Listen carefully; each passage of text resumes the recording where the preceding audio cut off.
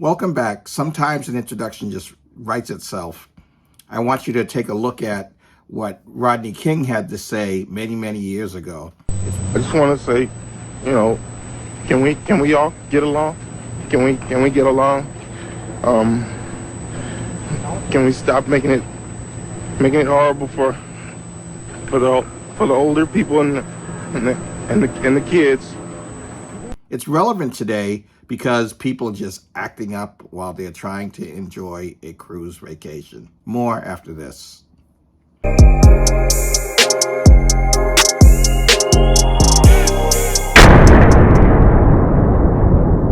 Yes, thank you for joining Travel Like an Oching today. I wanted to talk to you about my experience on some of the cruises that I've been on, the level of restraint and the level of humanity one must have in order to be able to enjoy a cruise. Cruising has become challenging as of late, and I don't know why. It shouldn't be.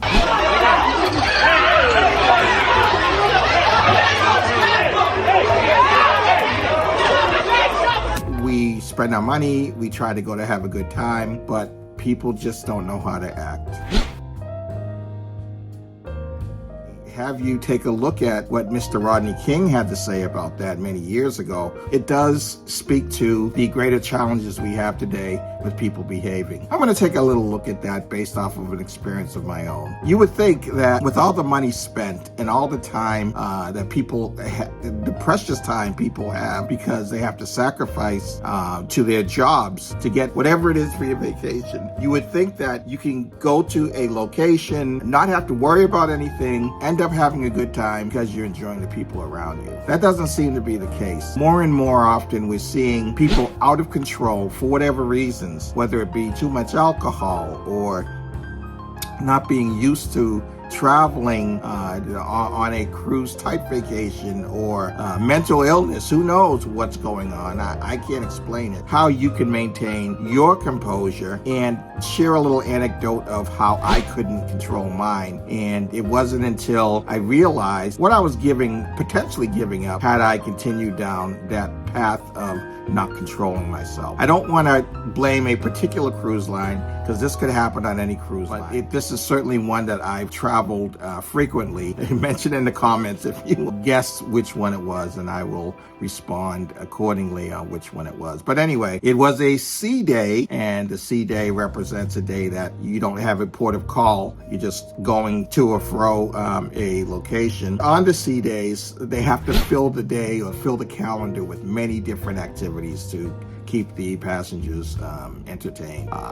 Anything from swimming up at the pool to drinking at a jacuzzi to playing trivia or any other shipboard activity that could happen. In this instance, I decided to do the trivia for the day, and I went to the trivia location. If anyone knows me well, they know that one of the things I like to take pride in is kind of knowing pop culture and knowing my trivia facts. I'm not perfect, but I'm definitely well versed to know the things that I know about pop culture. These trivia events, they're not made for professional trivia people, right? They're made for families. It's supposed to be fun. Most families work in teams, so it's better pleasure for me because I tend to either be just by myself or have maybe one or two people who ask to join me, and I tend to win these contests quite frequently. Well, in this instance, I was going on and on and on, and mind you, the prize for these things are like a pen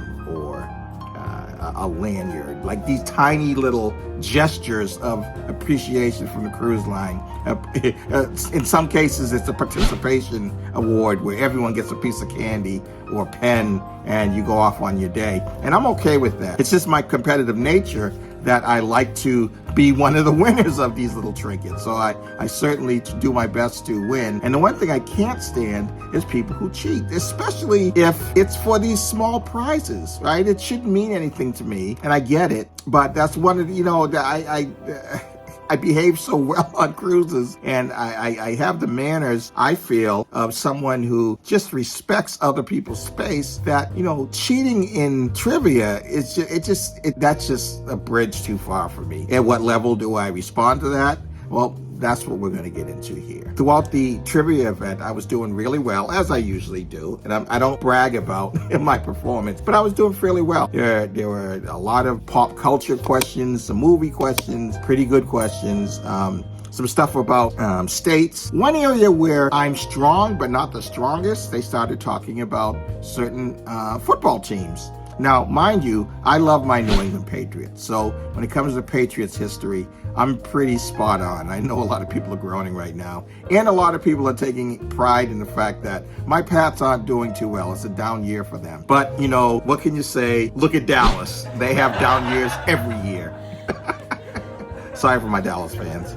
The question was, name 3 teams that have some type of bird in their logo. So people were going, you know, they had the answers, the Cardinals, so forth and so on. They were going. And then, you know, I live in Seattle now, right? Someone said Seahawks, and they put that down as their answer. I, being a wise butt, knew that a Seahawk isn't a bird. Look it up. It is a fictitious bird that we made as our mascot. And so the answer was incorrect. So when it came for the answer, and I gave the 2 that I gave, that was it. I thought I was correct. And one family, you know, the father, who was rather lubricated at that point, I might add, shouted out Seahawks. And then the woman said, "You're correct," and proceeded to give him the little trinket. It was like a beer opener, you know, some little chintzy thing. I immediately object. I was like, "No, that is incorrect. A Seahawk is not a bird." And people started groaning, and they said, "Yes, it is a bird." I said, "It is not a bird. Look it up." And then people were those who had their data package were trying to figure out if a Seahawk was a bird or what have you. And then drunken fellow took umbrage in the fact that I'm arguing my case when clearly he won, as he thinks he did, and his answer is correct. And it's just sour grapes on my part. I did push the issue because at the very least, I wanted them to acknowledge that the Seahawk was not a real bird. I acknowledge it is the mascot for Seattle. I acknowledge that most people will mistakenly call it a bird, but it is not. I kept pushing my point.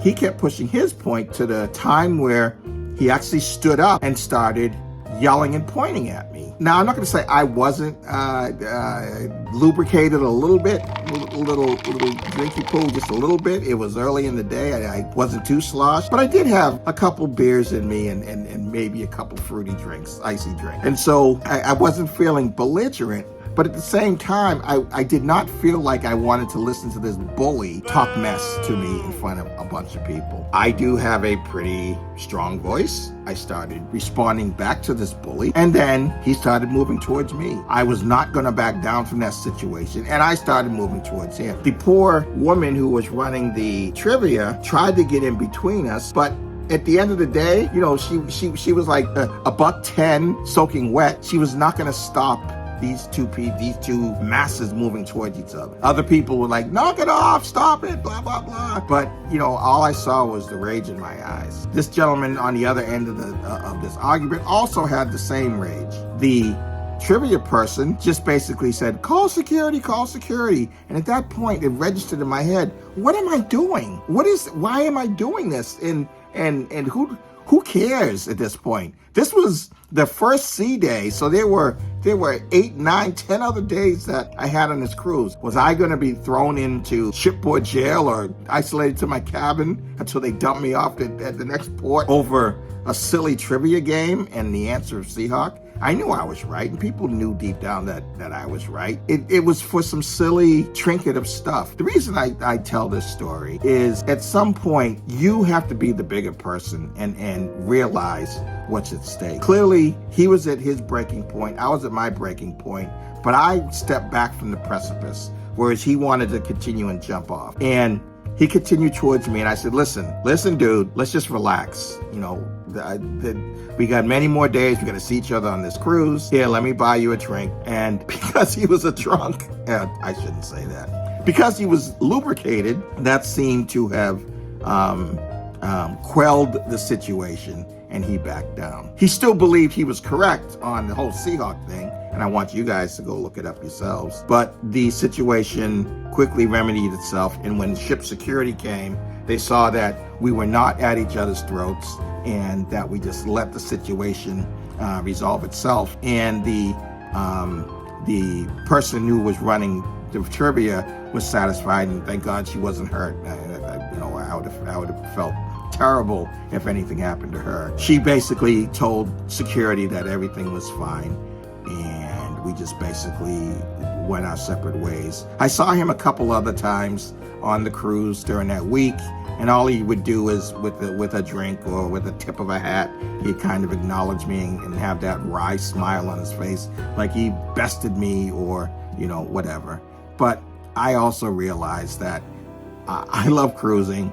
At the very least, I would get refined to my cabin, and at the worst, and here's the other thing, on this particular cruise line, the color of your badge talks about your level of standing on the cruise line. I was at the highest level on this cruise line, and he was like a first-time cruiser from his badge. So I was going to throw everything away, because had I been taken away with security, or if a fight would have happened, both of us would have automatically been at fault.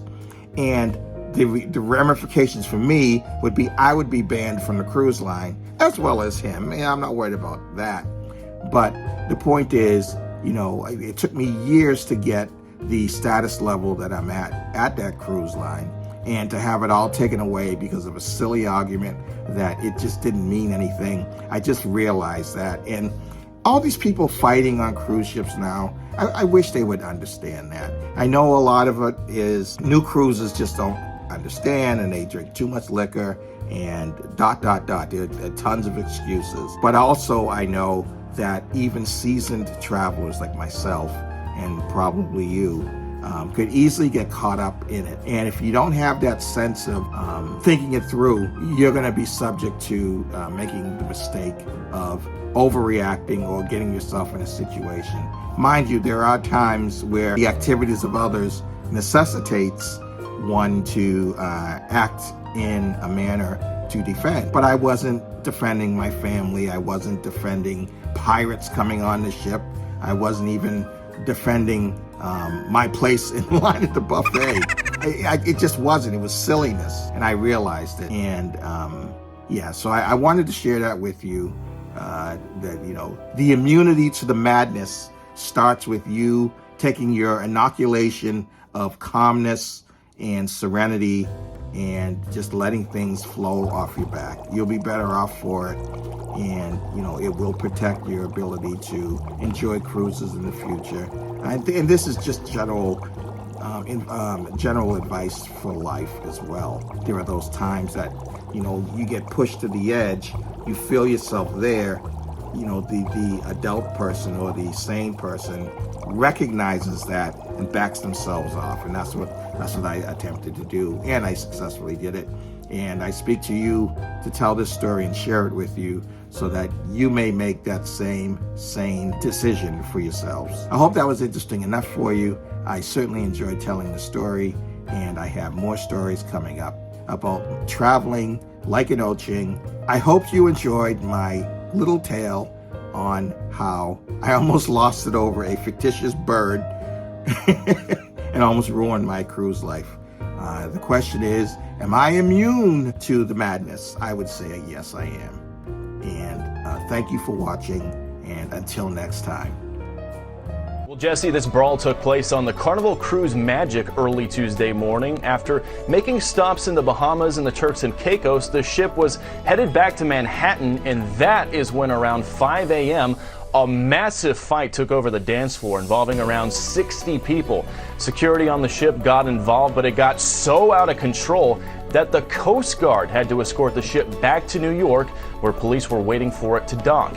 And we are now learning what may have started this huge fight. An eyewitness telling Fox News Digital that an alleged threesome between passengers angered their partners and sparked this all-out chaos.